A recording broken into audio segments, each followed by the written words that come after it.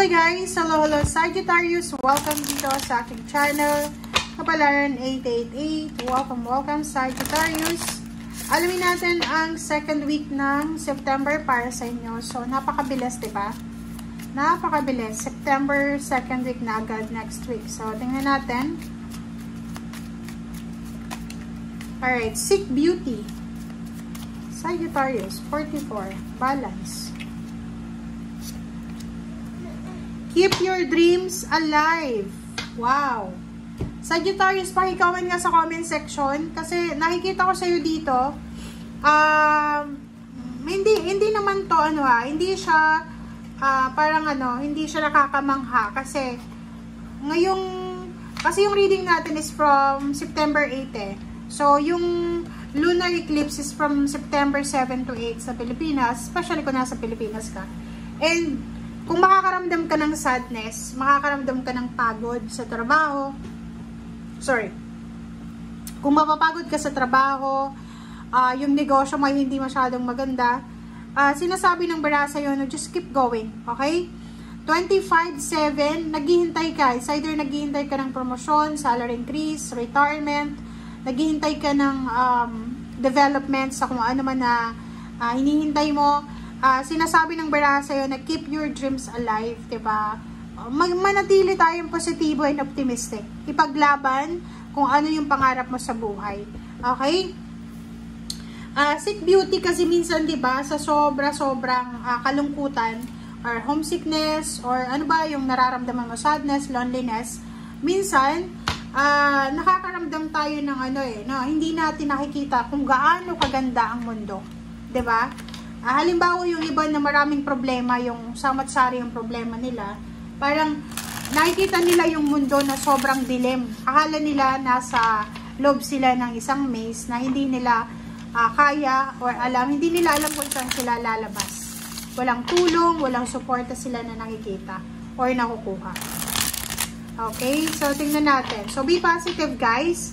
Hanapin natin kung ano yung magbibigay sa atin ng kaligayahan, excitement, and ang ganda ng mundo. Ang sarap mabuhay. Okay? Kahit hindi ka mayaman, wala kang pera, ayos lang yan. Hanggat buhay ka, may pag-asa. Okay? Sagittarius, 5 of Pentacles. Diba? Kung makikita mo dito, it's a confirmation sa'yo na yung financial problems mo, especially financial problems, health problems, or kung ano man yan na problemang mayroon ka, magbabago na yan, diba? So, the wheel is turning favor sa'yo. Kumbaga, yung wheel of fortune ay talagang pumabor na sa'yo, papabor na talaga sa'yo. Makakaranas ka ng recovery, ng parang endings financial scarcity, tapos na siya, diba? Makakaranas ka na pwedeng wala ka ng utang, or hindi ka na magkakautang, makakabayad ka ng utang, and looking forward ka na sa future. Kumbaga, ang dami-dami mong plano para sa future. Diba? Kung makikita mo dito, Sagittarius, na sobrang ganda, bakit ka malulungkot? Diba? Bakit ka malulungkot? Bakit ka magiging negative? Na ang sinasabi ng bara mo sa'yo, ano man ang pinagdaanan mo sa nakaraan, hindi mo na yun pagdadaanan kung ang direksyon na tinatahak mo talaga ay siguradong sigurado ka. Diba? So, sinasabi ng bara dito na your financial status will change, your emotional status will change, your physical health problems will change, and there's a future coming There's a prediction about future. There's an incoming family reunion, there's a family gatherings, there's a family success coming, okay? There's a victory sa mga bata, yung kung may anak ka, apo, maraming victory, success na posibleng darating sa inyo. There's an additional baby, additional member ng family. There's a lump sum of money. So, marami na good news ang posibleng darating sa iyo. Okay? So, let's check additional messages. Ano pa ba?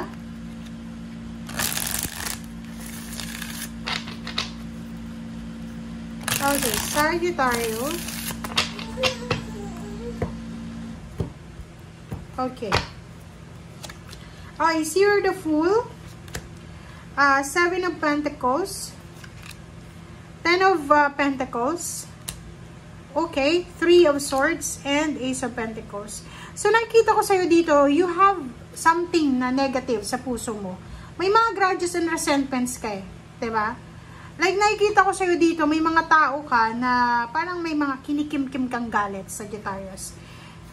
Maybe they're part of your tribe, diba? Member of your tribe, family, kapatid, kaibigan, kadugo, magulang, or kung sino man sila, na medyo meron kang hinanakit eh. There's a pain and heartaches because of maybe nung mga time na nangangailangan ka ng financial help, ay walang tumulong sa'yo. So, you suffered alone, diba?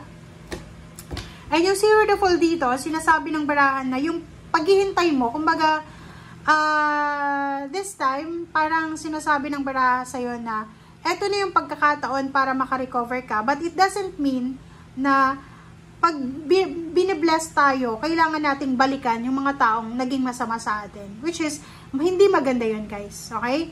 Kasi kung halimbawa na, tulad nyo to, diba? Ang daming blessings sa darating sa'yo eh. Maraming biyaya ang darating sa'yo. Pero, ang problema dyan is, huwag mong babalikan yung mga taong nakasakit sa'yo. Kasi, pag ganun yung purpose mo, nagagamitin mo yung blessings just to take revenge, posibleng yung blessings na yan ay maputol yan. Hindi yan magtuloy-tuloy. So, ang sinasabi ng Barasi, just let go, let God, enjoy the moment, enjoy the blessings, be grateful and thankful, and yun, enjoy mo lang.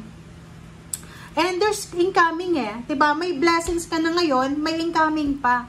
So, umuulan ng biyaya pagpapala, umuulan ng mga, kumbaga, unexpected eh. So, nakikita ko sa'yo dito, maybe there's job offer, like promotion, mapopromote ka, madadagdagan ng sweldo, makakapag-travel, magpapatayo ka ng bahay, or maybe makakahawa ka ng limpak-limpak na salapi. And the problem is, there's someone here na posibleng nasasaktan siya eh. Maybe naiinggit siya sa'yo, or siya yung tao na kasama mo nung time na naghihirap ka pa. Diba? Yung mga ganun eh. Like, halimbawa na kasama mo siya sa pag-aaral, or kasama mo siya ng mga taon na walang-wala ka, tapos biglang iniwanan ka niya because walang-wala ka eh. And then, nagsumikap ka, tapos nung yumaman ka, wala na siya sa buhay mo eh, kasi iniwanan ka niya. And then, at that time, there's someone here na nasasaktan siya eh. Diba? Parang siya natuloy yung biktima. Okay? So, sa'yo, nakikita ko sa'yo dito na